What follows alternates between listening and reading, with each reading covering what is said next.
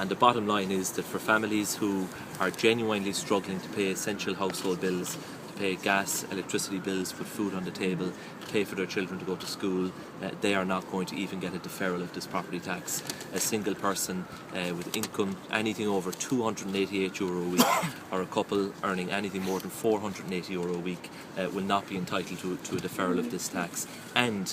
to add insult to injury, they will have to pay a penalty interest rate of 8% per annum,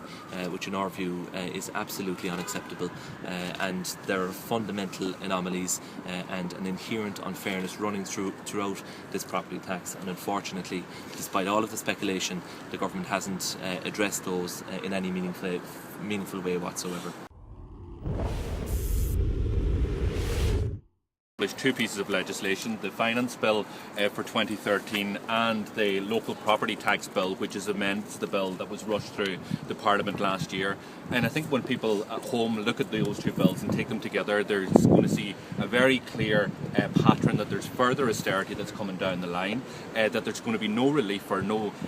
relief from this government in terms of the imposition that they imposed on people in December's budget. What we're going to see, as they've spelt out, is additional taxes in VRT and excise duty, the taxing of maternity benefit, the taxing of adoption leave. There's some new additional measures within the finance bill. In terms of the property bill, what the government have done is tidy up some of the mistakes they did in the original legislation. They've listened to some of the concerns that Sinn Féin had, particularly around those with disabilities, that there's some relief for those, but it's hugely conditional, and we would like to see those conditions removed. And also in relation to people on social housing, which it's clear that all of those in social housing will also have to pay for the local property tax, despite the fact that they do not own the house. The amendment to the bill that they've brought forward there is that they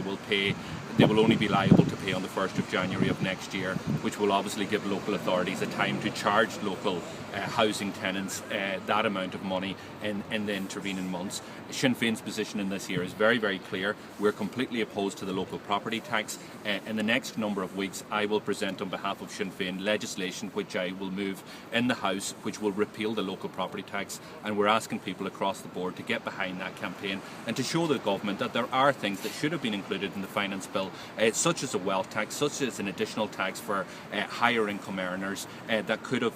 been used to replicate or to bring in the same type of money as the local property tax is about to bring in.